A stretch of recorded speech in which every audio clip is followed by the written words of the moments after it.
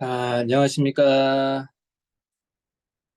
우리 드디어 소요리 문답 1부를 마쳤고요. 2부가 진행됩니다. 누누이 말씀드리지만 소요리 문답은 성경이 우리에게 가르치는 것을 통해 우리가 하나님을 영화롭게 하고 또 영원토록 그분을 즐거워해야 한다고 말해줍니다. 그러면 성경이 우리에게 교훈하는 어떻게 우리가 하면 하나님을 영화롭게 하고 어떻게 하면 영원토록 그분을 즐거워할 수 있는가 대해서 이 성경은 두 가지를 알려주는데요. 하나는 하나님에 대하여 믿을 것, 그러니까 하나님이 어떤 분이신지를 알고 그분이 어떻게 세상을 창조하셨고 그 창조된 세상 속에 자신의 섭리를 드러내셨으며 이 모든 것을 통하여서 사람이 타락하고 죄 가운데 빠져 있으나 어떤 식으로 구원하길 원하셨는지 이 모든 것들, 그래서 결론적으로는 삼위일체 하나님과 구속에 대하여 우리가 그것을 믿어야 한다. 이것을 우리가 이제 지난 38문답까지의 내용을 통해서 쭉 살펴보았습니다. 자, 그리고 이제 오늘부터는 39문답을 통해 하나님께서 우리에게 믿을 것과 행할 것, 이 두 가지를 통해서 하나님을 영화롭게 할 수 있고 영원토록 그분을 즐거워할 수 있다고 성경이 가르쳐 준다고 했는데, 성경을 통해서 그러면 그 믿는 사람, 하나님의 삼위일체 되심과 우리를 향한 작정이 있으신 것, 그리고 구원의 길을 열어 놓으신 모든 것들에 대하여 믿는 사람이 그럼 이 땅 가운데 어떻게 행동해야 하는가, 어떤 순종으로 하나님을 영화롭게 하고 영원히 그분을 즐거워할 수 있는가에 대해서 오늘 이제 살펴보도록 하겠습니다. 드디어 이렇게 2부에 들어섰습니다. 2부는 여러분들이 생각하시는 것보다 훨씬 더 좀 빠르게 쫙 전개가 됩니다. 왜냐하면 10계명에 대해서 쭉 다루는데 이 10계명 다루고 나면 80 몇 문답까지 가요. 그리고 그 뒤에 이제 내용들이 조금 더 나오게 되는데 그 가운데 또 주기도문도 있고 기도 우리의 행할 것 가운데 하나가 기도거든요. 기도에 대해서도 다루고 그 앞에 이제 잠깐 또 말씀이 우리에게 어떻게 적용되는지에 대해서 또 은혜가 어떻게 우리에게 오는지에 대해서 이런 것들을 다루고 나면 이제 끝이 납니다. 자, 그러면 우리가 믿음의 사람으로서 행해야 할 것 무엇이냐? 자, 짜잔, 10계명입니다. 10계명. 아, 하나님께서 사람에게 요구하시는 본분이 무엇이냐? 그 본분이란 그분이 나타내 보이신 뜻에 순종하는 것입니다. 모르는 것에 우리가 순종하는 것이 아니고요. 하나님이 우리에게 드러내 보이신 것이고 또 하나님의 영역에 소속되어 있는 것도 있어요. 그러니까 모세 시대에 이스라엘 백성들이 제사장이 다 결정되고 그러고 난 뒤에 이제 모세와 하나님 앞에서 이렇게 고백을 하거든요. 드러난 것과 드러나지 않은 것 가운데 드러나지 않은 하나님의 영역은 하나님의 몫이지만 드러난 우리의 영역이 있으니 우리는 그곳에서 순종하겠다. 이렇게 이야기하는 하나님 말씀이 있습니다. 그것을 이야기하는 거죠. 하나님께서 우리에게 요구하시는 것은 우리가 잘 알지 못하는 채에 맹목적으로 하나님께 굴종하라는 것이 아니라 하나님이 우리에게 나타내 보이신 뜻이 있어요. 하나님의 뜻은 이것이니 곧 너희의 거룩함이라. 이렇게 이야기하기도 하죠. 데살로니가전서 5장에서. 또한 하나님께서 우리에게 요구하시는 것들이 있습니다. 그럼 그 요구하시는 드러난 뜻이 무엇이냐? 하나님이 우선은 어떤 분이신지를 알아야 그 하나님에 대하여 아는 것에서부터 어떠한 요구사항이 나오는지를 아는 거죠. 하나님을 모르면 하나님이 우리에게 무엇을 요구하시는지에 대해서 정말 이상하게 생각하게 됩니다. 대표적인 예가 누구냐면 사사시대에 입다라는 사람이 있었어요. 이 입다는 원래는 깡패였거든요. 조직폭력배였는데 자기 이제 어, 조직폭력배였는데다가 그 출신이 그러니까 예를 들면 요즘으로 하면은 이제 사생아인 거죠. 그러니까 그 시족 마을에서 인정을 받지 못하고 자기 마을에서 벗어나서 다른 곳에 가서 이제 주먹을 쓰는 사람이 됐어요. 유력한 권력자가 된 거죠. 그러고 나니까 그 마을에 어려움이 닥쳤을 때, 그 지파에 어려움이 닥쳤을 때 입다를 불러와요. 그리고 입다에게 도움을 청합니다. 그래서 이제 입다가 전쟁을 수행하러 가는데 그가 무엇이라고 기도하냐면 하나님, 내가 전쟁에서 승리하고 나서 만약 당신이 나를 승리하게 하셔서 이기면 돌아오는 길에 첫 번째 만난 사람을 내가 하나님께 드리겠습니다. 인신 제사로 드리겠습니다. 이제 이렇게 이야기를 해요. 근데 여러분, 하나님 입장에서 만약에 생각을 해보세요. 하나님이 단 한 차례도 율법을 통해서 모세 오경을 통해서 아니면은 의식법과 제사법을 통해서 단 한 번도 사람을 드리라고 한 적 없어요. 딱 한 번 있죠. 아브라함에게 이삭을 요구하신 적이 있잖아요. 그건 먼저 나타나셔서 요구를 하셨는데 그것이 진짜 이삭을 혹은 사람을 제물로 드리라는 뜻이었습니까? 아니었죠. 하나님이 아브라함의 믿음을 시험하시기 위해 그가 진짜 말년에 얻은 가장 사랑하고 소중히 여기는 그 아들보다 하나님을 더 사랑하는지를 알기를 원하셨고 또한 하나님의 언약이 얼마나 귀중하고 가치 있는 것인지 하나님의 능력이 얼마나 대단한 것인지를 아브라함이 실제로 믿고 있는지를 확인하기를 원하셨어요. 그래서 히브리서 11장에 가면 아브라함의 믿음에 대해서 평가할 때 뭐라고 이야기를 합니까? 만약에 이삭이 죽어도 하나님께서 이삭을 통해서 언약을 이어가시겠다고 약속하셨기 때문에 그를 살리실 것이라고 믿었다고 이야기를 하거든요. 근데 그것을 제외하고는 단 한 차례도 하나님께서 사람을 그렇게 제물로 바치라는 구절이 없어요. 한 번도 요구하신 적도 없고, 그게 하나님이 기뻐 받으시는 것도 아니고, 오히려 그때 당시에 이제 밀곰을 숭배하는, 몰렉이라는 신을 숭배하는 이들이 모압과 암몬에, 이들이 자기 자녀들을 막 몰렉신에게 그렇게 인신 공양으로 드림으로써 자기의 요구사항들을 관철시키길 원하는 그런 이교도적인 이방 신을 섬기는 사람들의 그런 신앙들이 있었는데 그것을 가증히 여기셨거든요, 하나님은. 그러니까 하나님을 모르니까 하나님 앞에 순종하는 것을 마치 세상의 이방 신들에게 순종하듯이 순종하는 거예요. 하나님을 정확히 알아야 하나님께 바르게 순종이 될 수 있고, 하나님을 알아야 우리가 하나님에 대한 사랑 가운데에 순종이 나타날 수 있다는 거죠.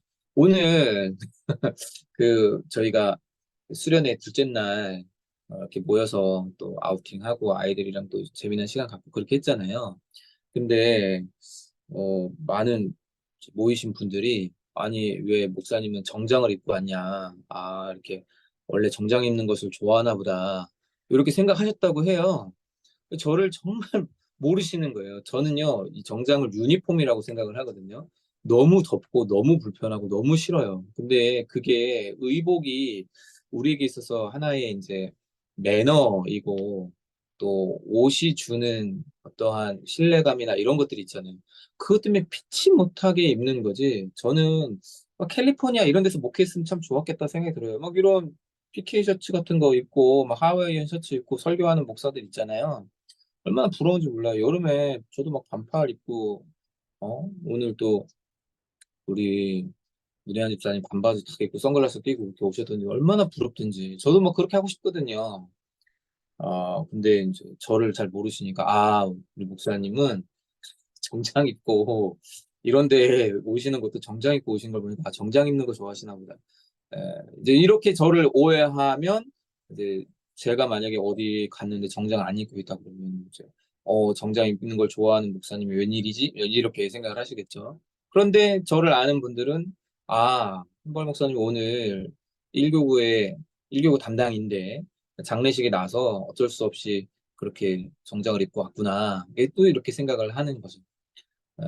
아무튼 여러분들만 두고 장례식장 가는 제 마음이 얼마나 무겁고 어려웠는지 다 마치니까 한 5시 됐더라고요. 화장터까지 다 갔다가 왔는데 아무튼 여러분들 고생들 많으셨고 또 함께하지 못해서 죄송합니다. 그래도 모든 교구 사역자의 모든 사역의 1순위는 항상 장례거든요. 그렇기 때문에 여러분 이해해 주시고 또 이해해 주셔서 감사합니다.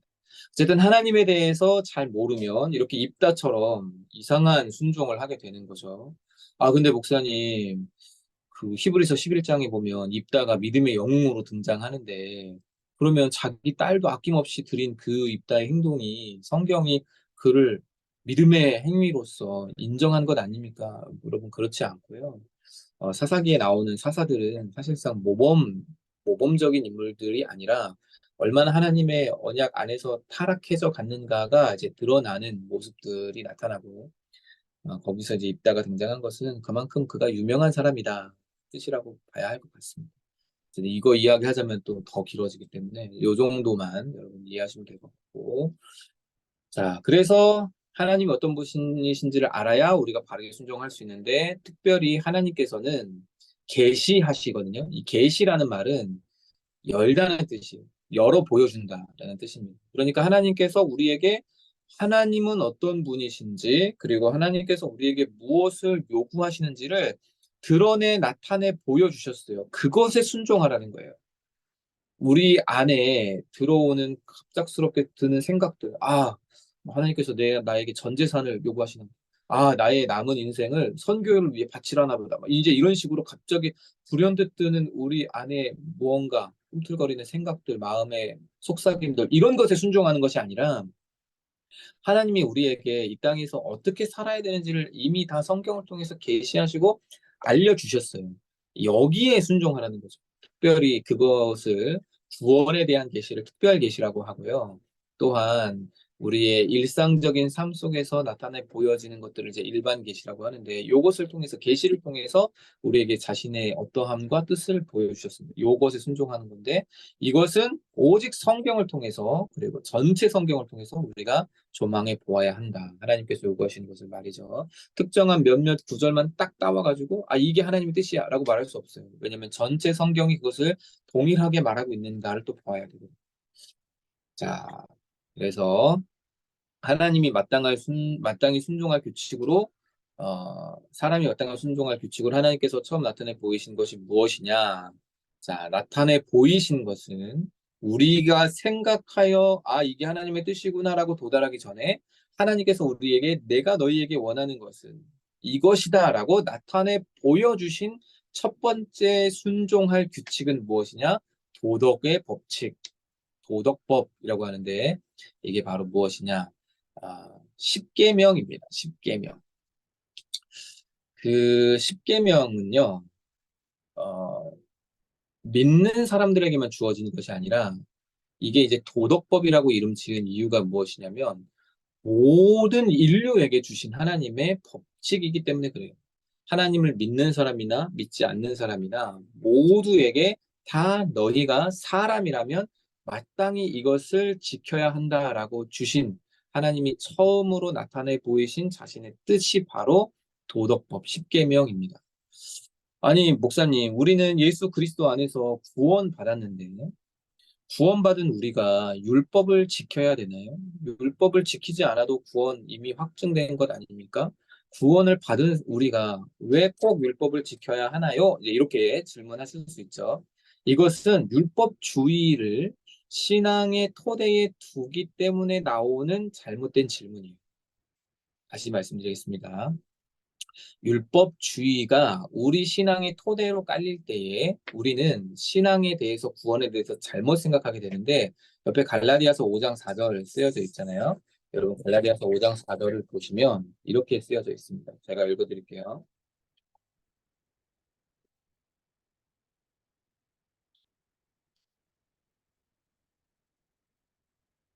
갈라디아서 5장 4절 제가 읽어드리겠습니다. 율법 안에서 의롭다함을 얻으려 하는 너희는 그리스도에게서 끊어지고 은혜에서 떨어진 자라. 자, 이게 율법주의예요. 율법주의란 무엇이냐? 율법 안에서 의롭다함을 얻으려 하는 것. 율법은 하나님께서 우리에게 주신 하나님의 어떠함을 가르쳐 주고 하나님이 우리에게 무엇을 요구하시는지 가르쳐 주는 선한 것입니다. 근데 이것이 예수님이 오시기 전에는 이 율법을 지켜 행하는 자는 구원을 얻을 수 있었어요. 이게 이제 하나님께서 사람과 맨 처음에 맺으신 행위 언약이죠. 그런데 그 어떤 사람도 행위 언약을 통해서는 구원을 얻을 수 없기 때문에 하나님께서는 구약에는 오실 메시아를 기다리는 자에게 구원을 주시고, 신약 시대에는 오신 메시아를 믿는, 즉 그리스도를 믿는 자들에게 구원을 주시기로 하셨습니다. 그런데 예수님께서 이 땅에 오셔서 하신 일이 무엇이냐면 하나님께서 요구하신 이 모든 율법들을 지켜 행하시고 또 동시에 우리를 위하여 자신의 피를 물과 피를 다 쏟아내심으로써 우리의 죄값을 대신 짊어지신 것이었어요. 그러므로 더 이상 율법은 행위 언약 안에서의 보상도 예수 그리스도 안에서 끝났기 때문에 율법을 지켜 행함으로써 우리는 원래 죄악된 본성으로 인하여 의로움을 획득할 수 없고, 물론 하나님께서는 그렇게 하면 의로움을 주시겠다고 하셨지만 아무도 그것을 획득할 수 없고 그것으로 구원을 얻을 수도 없는데, 사람들은 계속해서 어떻게 가르치고 어떻게 생각을 하냐면 율법을 지켜 행해야만 구원을 얻는다고 생각을 해요. 이것은 내가 하나님 앞에 무언가를 순종하고 하나님 앞에 내가 무언가를 충성하면 하나님께서 나에게 무언가 보상을 주실 것이다 라고 하는 나의 공로주의가 깔려 있는 것이죠. 이것은 무엇을 망가뜨리냐면 예수 그리스도 안에서 은혜로 우리를 구원하신 하나님의 크신 사랑을 마치 월급쟁이가 열심히 봉사 노동했으니, 노동력을 제공했으니 그것에 걸맞는 소득을 나에게 달라고 해서 구원을 마치 꼭 획득할 수 있는 무언가, 그리고 우리가 일구어낼 수 있는 무언가로 치환하는 어리석음을 갖는 거예요. 이것은 그리스도의 복음을 철저하게 망가뜨리는 것이죠. 자, 그럼 다시 질문으로 돌아가서 어, 그럼 우리에게 주어진 율법은 무엇이냐? 그렇게 은혜로 구원받은 하나님의 백성에게 하나님께서 너희가 이제 내 백성, 내 자녀가 되었으니 너희가 나를 사랑하는 마음 가운데서 나에게 즐거운 마음으로 내가 요구하는 이것들을 순종하라 라고 가르쳐 주신 것이고, 우리에게 바른 길, 좋은 것을 알려주신 것이고, 우리는 이것을 지킴으로써 구원받는 것이 아니라 구원받은 하나님의 백성이기 때문에 이것을 지켜나가게 되는 것이죠. 여러분이 그토록 원하는 대학에 만약에 이제 열심히 공부해가지고 고3 때 열심히 공부해서 그토록 원하는 대학에 입학했어요. 그러면 그 과에 혹은 그 학교 단과대에 뭐 내려져 오는 전통들이 있고 또 그 안에서의 규율들이 있고 규칙들이 있잖아요. 내가 그 학교에 정말 가기 싫었으면 그 모든 규칙이나 이런 것들이 싫겠지만, 내가 진짜 그 구성원이 되기를 원하고 내가 정말로 그 안에 들어가서 공부하길 원했으면 거기서 요구하는 요구사항들이 즐거운 마음으로 지킬 수 있는 무언가가 될 거예요. 그렇죠? 그런데 내가 진짜 거기를 가기 싫었고 내가 진짜 그것을 원치 않았으면 뭐 가도 막 별 호응이 없고 내가 이걸 꼭 왜 해야 되나 막 이제 이런 식으로 나오겠죠. 그리고 그것을 막 열심히 지킨다고 해서 내가 그 대학의 학생이 되는 것은 또 아니잖아요. 우선 통과해야지. 점수를 받아서 그 대학에 입학을 해야 그것이 또 의미가 있는 거죠. 그렇기 때문에 율법주의는, 그리고 율법 폐기주의는 둘 다 하나님께서 주신 은혜를 상실하게 만드는 길입니다. 우리에게 구원받았기 때문에 율법이 필요 없다. 그렇지 않아요. 하나님께서는 우리에게 율법을 통하여 하나님의 뜻에 순종하고 기쁜 마음으로 하나님께서 원하시는 것을 이루어내기를 원하십니다. 그게 날로 날로 우리가 그리스도를 닮아가는 성화의 길을 걸어가는 방법인 거죠. 또 동시에 율법을 통해서 우리가 하나님의 사랑을 획득해내거나 하나님의 구원을 얻어낼 수 있다고 착각하는 것도 하나님께서는 끔찍히 싫어하시고, 그것은 은혜를 폐하는 것이기 때문에 원치 않으십니다. 율법은 선한 것이지만 율법주의는 잘못된 거예요. 율법이 그러면 목사님 그렇게 따지자면 과거의 구약 성경에 나오는 수많은 율법들이 있는데 왜 도덕법만 우리에게 여전히 유효하고, 어? 하나님의 언약 백성이기 때문에 지켜야 됐었던 수많은, 뭐 예를 들면 모든 남자는 1년에 3번 성전 앞에 하나님의 성전 앞에 자신을 보여라, 이것도 율법이고 교훈이고 또 규율인데 왜 이런 것들은 다 사라졌습니까? 왜 제사 의식에 관련된 모든 법들은 전부 다 사라졌습니까? 왜 안 지킵니까? 자, 이제 이런 것들이 이제 남아 있거든요. 그것은 어, 이스라엘이라고 하는 신정 체계의 국가 안에서 구약 시대에만 한시적으로 주어졌던 말씀들이에요. 예를 들면 우리에게 뭐 돼지고기를 먹지 마라, 레위기권 뭐 이런 말씀 많이 나와요. 뭐 해산물 가운데 어떤 것들은 먹어도 되고 어떤 건 안 되고 이제 이런 것들이 나오거든요. 그것은 하나님의 통치 안에서 하나님을 왕으로 삼고 하나님의 나라에서 살아가는 구약 시대의 그런 언약 백성들이 한시적으로 지켜야 하는 것들이었는데, 예수 그리스도께서 우리를 위한 성전이 되시고 또 우리를 위한 모든 죄값을 다 짊어지심으로써 우리에게 모든 율법의 요구 사항들을 다 이루셨잖아요. 그리고 난 다음에는 더 이상 의식법과 시민법이 유효하지 않게 되었습니다. 왜요? 예수님이 율법의 모든 요구 사항들을 이루셨고 율법을 완성시키셨기 때문에. 그러면 이제 남아있는 것은 무엇이냐면 하나님께서 모든 인류에게 보편적으로 다 지키기를 요구하신 도덕법, 도덕법칙, 즉 십계명만이 남아있는 거예요. 율법은 이 세 가지 용도가 있는데요. 죄를 알게 하는 것, 그리스도께로 인도하는 것, 삶의 기준과 규범을 삼게 하는 것. 이 율법의 세 가지 용도가 있습니다.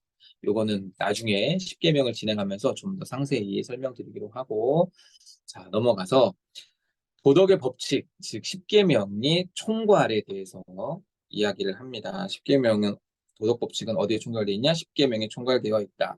자, 정리를 이렇게 했습니다. 십계명에 나오는 도덕법을 총괄하는데 십계명은 42문에 십계명의 강령, 예, 여러분 이 강령이 뭐죠? 행동 강령, 조직 행동 강령 이래가지고 가장 주요한 것 이런 뜻을 가지고 있잖아요. 핵심 이런 뜻이죠. 그리고 43문에서 44문은 십계명의 서문에 대해서 나는 너희를 종되었던 애굽 땅에서 건져낸 하나님 여호와다라고 말씀하시는 그 서문 그것을 이제 먼저 이야기하고 그다음에 1계명부터 쭉 보시면 10번째 계명까지 나오는데 10계명은 총 두 파트로 나뉘어져 있습니다. 1계명부터 4계명까지는 누구에 대해서 지킬 것이냐? 우리가 하나님께 대하여 지킬 것이고요. 그리고 63문부터 81문까지 나오는 5계명부터 10계명까지는 제 10번째 계명까지는 사람과 사람 사이에 지킬 계명들이에요.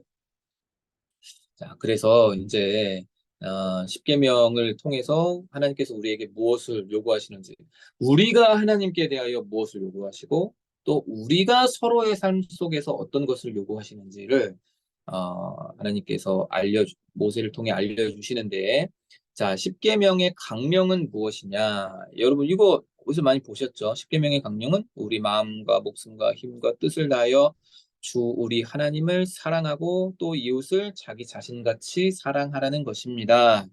이거 여러분 뭐죠? 예수님께서 우리에게 알려주신 것 아닙니까? 예수님께 어느 사람이 와가지고 바리새인이 선생님 율법의 가장 중요한 것이 무엇입니까? 핵심이 무엇입니까?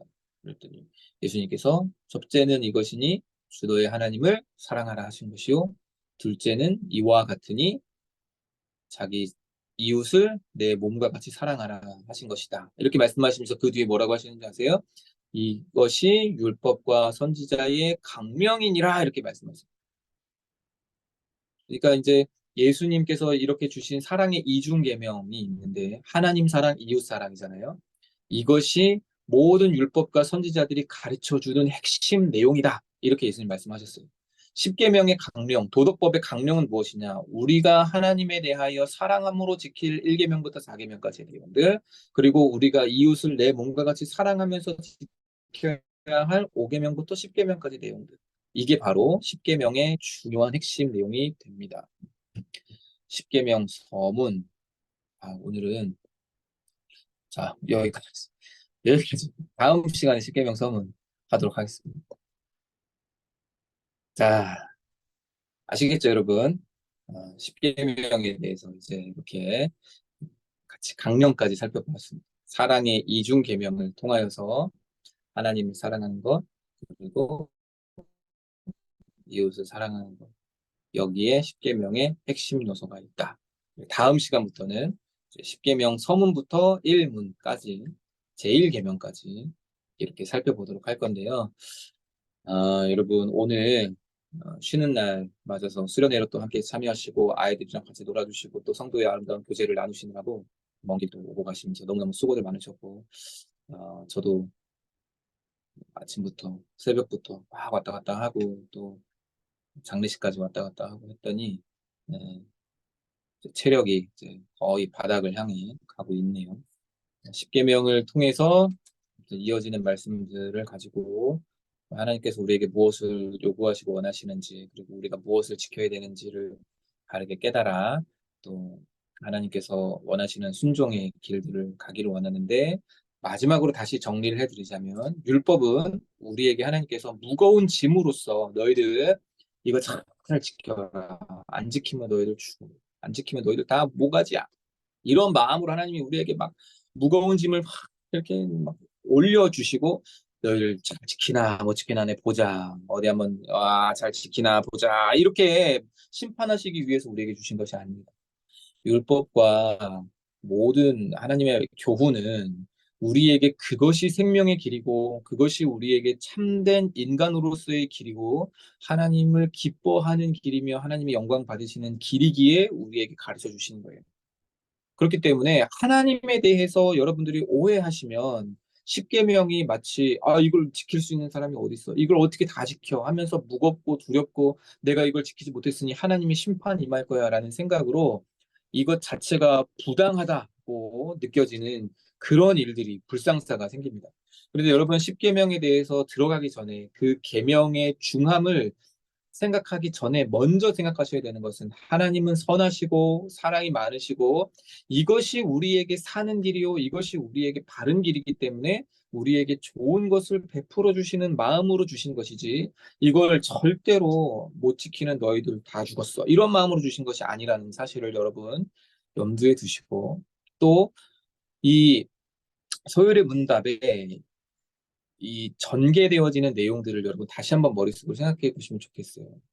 먼저 우리에게 구원에 대하여서 예수 그리스도께서 이루신 구속과 성령께서 우리에게 적용시키신 그 구속, 그리고 구원받은 우리가 이 땅에서, 이 생에서, 그리고 저 세상에서, 천국에서 누리게 되는 유익들에 대해서 다 가르쳐 주고 난 뒤에 우리의 신분이 변화되었고, 우리의 모든 죄값이 다 용서되었으며, 우리가 하나님 앞에서 당당히 설 수 있는 의인이 되었다는 사실을 다 가르쳐 주고 난 뒤에 소율이 문답은 그 뒤에 무엇을 이야기하느냐면 우리가 지켜야 될 순종의 내용들을 가르쳐 주고 있는데 이것은 무엇이냐? 구원받은 우리에게 은혜를 입은 우리에게 짊어져야 하는 십계명과 하나님의 요구사항, 계명, 율법들은 무겁고 두려운 것이 아니라 기쁨으로 지켜낼 수 있고 또한 감사함으로 지켜야 하는 즐거움의 내용들이다. 이것을 여러분들이 머릿속에 마음속에 다 생각을 해두시면 좋을 것 같습니다. 아, 정말 꿈꾸던 학교, 회사, 아니면 뭐 어떤 공동체 안에 내가 들어가게 되었을 때 그 집단과 그 공동체가 나에게 요구하는 사항들이 물론 부당할 수도 있고 때로는 너무 막 과중할 수도 있지만 내가 그곳에 정말 들어가고 싶었다면 견디어내잖아요. 그리고 이겨내는 것처럼 하나님께서 주신 은혜 그리고 그 은혜로 말미암은 하나님의 백성됨 여기서부터 감사로 율법으로 출발해야지 그렇지 않고 내가 이걸 지키지 않으면 하나님으로부터 복을 못 받을 거야 내지는 이걸 지키지 않으면 하나님이 나에게 징계하시고 나를 어, 치실 거야. 이런 두려움으로 율법을 나아가게 되면 하나님에 대해서도 오해하는 것이고 이건 순종이 아니라 기쁨과 자발적으로 순종하는 것이 아니라 이건 굴종이고요. 하나님께서 우리에게 원하시는 것은 우리가 기쁜 마음 가운데 자발적으로 하나님의 명령을 지켜 행하는 것인데 소율이 분답에서 죄가 무엇이라고 가르칩니까? 죄는 하나님의 명령을 소극적으로 지키거나 지키지 않는 것이라고 했잖아요. 그러니까 기쁜 마음으로 지키지 않는 것, 지키더라도 기쁜 마음으로 감사함으로 지키지 않고 어거지로 하는 것, 이거 하나님께 절대 기쁨이 되지 않고 하나님께서 요구하시는 기준에 도달하지 못함으로 죄가 되는 거죠. 그래서 여러분, 신앙생활에 있어서 가장 먼저 시작하고 출발하고 기본으로 삼아야 되는 것은 은혜다. 이것을 항상 염두에 두실 수 있기를 바랍니다.